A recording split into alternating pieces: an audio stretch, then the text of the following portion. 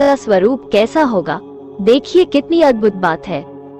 शिव जी को कर्पूर गौरम अर्थात कपूर के समान गोरा कहा गया, लेकिन वही शंकर जी नीले अर्थात नीलकंठ भी हैं।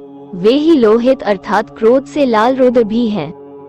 कालों के काल महाकाल भी वे और उन्हीं के अंश काल भैरव जो काले रंग के हैं। फिर महादेव हमारी तरह भी है, तो भला कोई सफेद, नीला, लाल, काला और सांवला सब कैसे हो सकता है, क्योंकि उस पराशिव को सदाशिव महेश्वर का वर्णन करना ही असंभव है। वे सच्चिदानंद हैं जो वास्तव में हमारी कल्पना से परे हैं।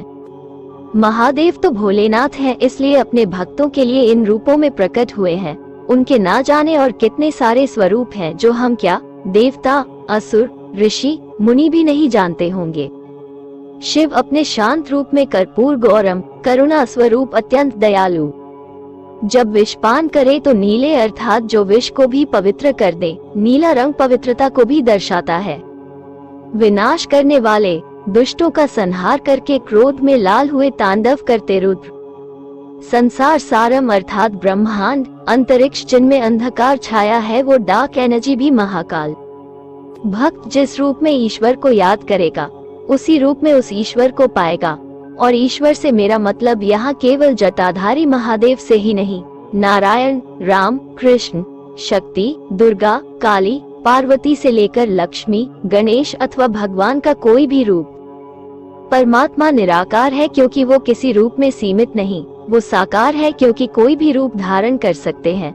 बाकी उस परमेश्वर को तो हम अपनी आँखों से देख भी नहीं सकते। वो तो प्रभु की महानता है, उस परम शक्ति की महिमा है कि वो भक्तों की प्रसन्नता के लिए, ताकि भक्त को किसी तरह की कठिनाई ना हो, इसलिए हमारे स्तर पर आके हमें दर्शन देते हैं। हमारे भोले जटा धारण करते हैं, हाथों में डमरू त्रिशूल, गले सर्प की माला, जटा में गंगा, शरीर में भस्म, कानों में बिच्छू के कुंडल, कंठ में हलाहल विष, कमर में बागरंबर धारण किए हुए तथा कपाल में चंद्रमा, रुद्राक्ष धारण किए हुए हैं। एल करुणावतार शांता का स्वरूप है, उनका एल मेरे बड़े उदार है। और भोले भी एल उस आशुतोष भगवान शंकर जी को जो मेरे दिन बंधु सखा है, उन्हें प्रणाम करता हूँ। महादेव का विवरण धार्मिक और साहित्यिक ग्रंथों के अनुसार विभिन्न रूपों में मिलता है। हिंदू धर्म में महादेव शिव को विभिन्न अवतारों और रूपों में दिखाया जाता है। निम्नलिखित कुछ महत्वपूर्ण रूपों का वर्णन यहाँ दिया गया है। 1. नटराज। नटराज रूप में महादेव को व्यक्त किया जाता है, जिसमें उन्हें नृत्य करते हुए दिखाया जाता है। इस रूप में महादेव के 4 हाथ होते हैं, जिनमें उनका डमरू ताल पीटने का वाद्य यंत्र, अग्नि, आग, त्रिशूल, 3 कांटे वाला त्रिशूल और वरद हस्त वरदान देने वाला हाथ होते हैं। 2. रुद्र। महादेव को रुद्र रूप में भी जाना जाता है, जहां उन्हें अंग्रेजी में द डिस्ट्रॉयर कहा जाता है। इस रूप में महादेव को आभूषित त्रिशूल, भस्म लगाए हुए और नीले और पीले वस्त्रों में दिखाया जाता है। 3. अर्धनारीश्वर।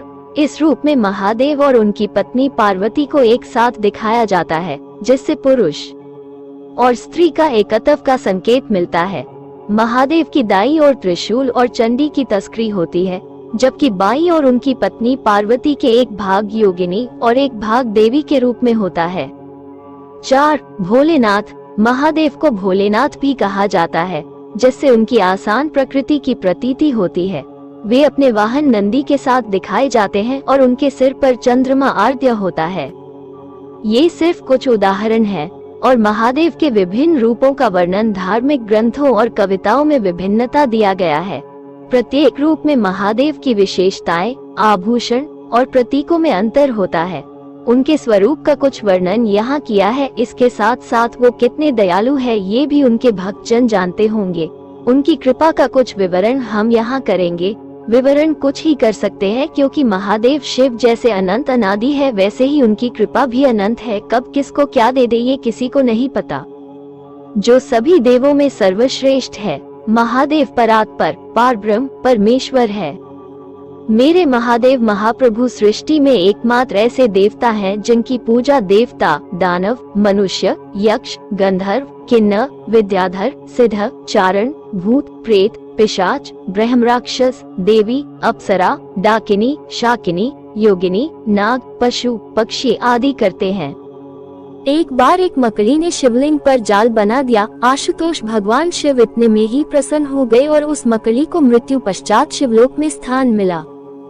एक बार एक हाथी ने नहाने के लिए अपनी सूंड में जल भरकर खुद पर उड़ेला, परंतु निशाना चूक गया और जल पास ही स्थापित शिवलिंग पर जा गिरा। बस इतने में भगवान भोलेनाथ प्रसन्न हो गए और उस हाथी को मृत्यु पश्चात शिवलोक में स्थान मिला।